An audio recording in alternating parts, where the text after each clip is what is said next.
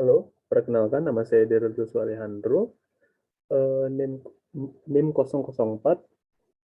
Hari ini saya akan merekam dan mempresentasikan materi saya yaitu abrasive blasting untuk memenuhi nilai tugas mata kuliah K3L.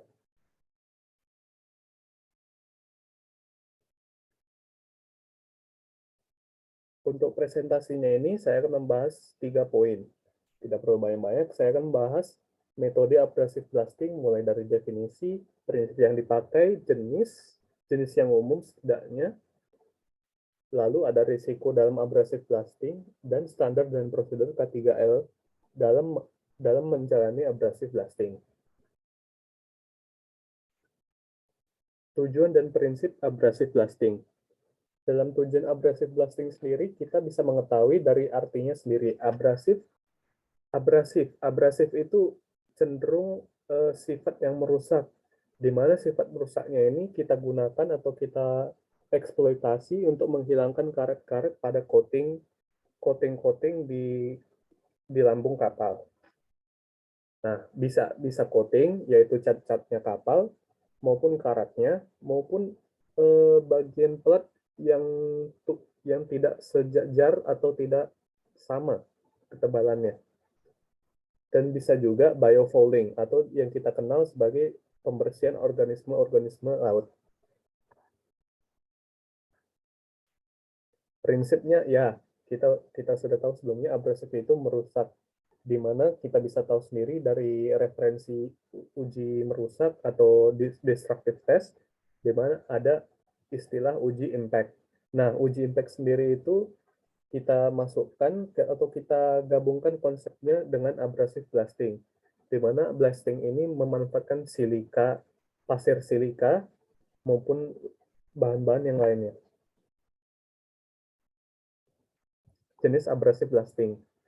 Secara umum jenis abrasive blasting itu bisa kita bagi menjadi dua, di mana kita bagi menurut manfaat dan resikonya juga. Untuk dry ini atau kering, ini kita merupakan blasting yang tidak berisiko meledak jika terkena gesekan ataupun menimbulkan api yang menjadi reaksi meledak. Lalu ada wet abrasive blasting.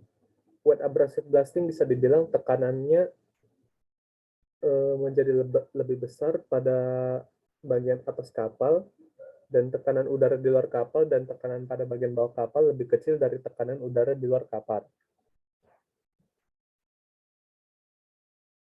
Risiko abrasive blasting. Risiko sendiri teman-teman pasti sudah tahu, seperti kayak aspek-aspek yang bisa merugikan atau membahayakan nyawa, ekonomi, maupun teknikal. Di sini ada dua hal utama yang saya temukan, risiko-risiko utama pada abrasive blasting. Yang pertama itu partikel-partikel paint chip dan debu yang kita dapatkan atau terkena saat melakukan metode abrasive blasting. Lalu ada emisi udara yang kita ketahui jika melakukan blasting menggunakan pasir, dan hasil-hasil blasting tersebut pun menghasilkan juga debu, sehingga menghasilkan emisi udara. Nah, itu tadi yang utamanya, tapi bukan berarti tidak ada risiko-risiko lainnya. Berikut pada slide selanjutnya, saya akan bahas risiko selain emisi udara dan partikel-partikel debu maupun paint chip.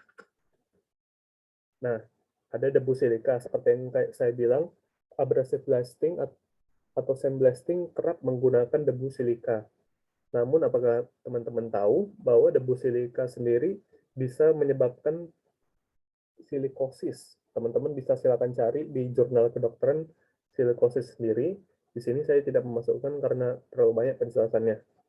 Lalu ada noise indirect hearing loss.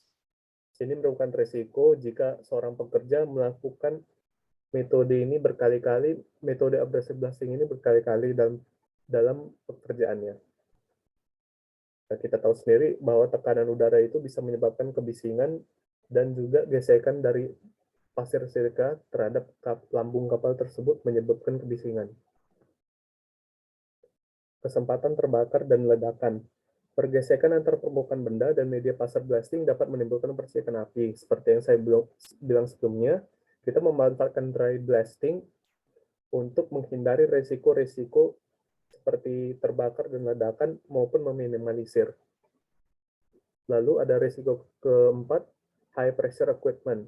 Bukan resiko, tapi bisa menjadi resiko jika SDM yang menghandle equipment-nya ini tidak mengetahui apa yang dia pegang, seperti hose, gun, dan sandpot ini sama-sama mempunyai tekanan yang tinggi, tekanan udara yang tinggi, yang mungkin berisiko jika SDM tersebut tidak berhati-hati akan merusak ekonomi maupun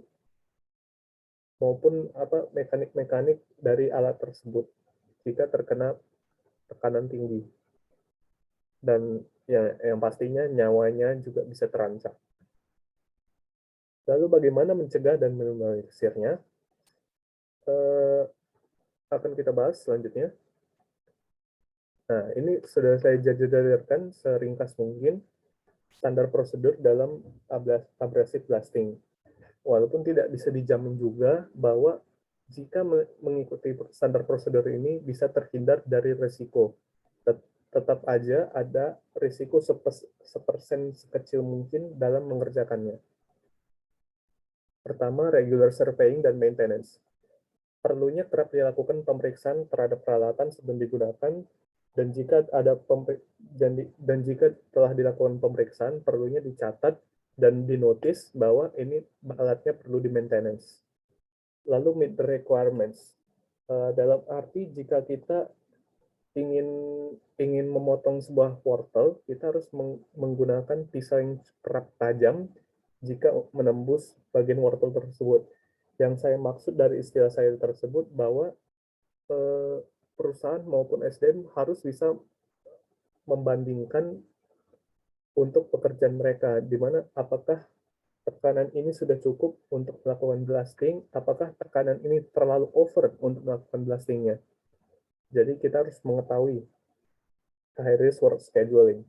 Yang dimaksud scheduling ini bukan semata-mata menempatkan waktu dan tempat maupun mengalokasi dana orang, tapi yang saya maksud scheduling ini di mana lahan maupun waktunya itu tidak berpapasan dengan pekerjaan lain. Di mana jika blasting ini mempunyai risiko yang tinggi, diusahakan tidak bersamaan dengan pekerjaan lain, sehingga orang-orang yang melakukan pekerjaan lain tersebut bisa terhindar dari risikonya jika sewaktu-waktu terjadi kecelakaan.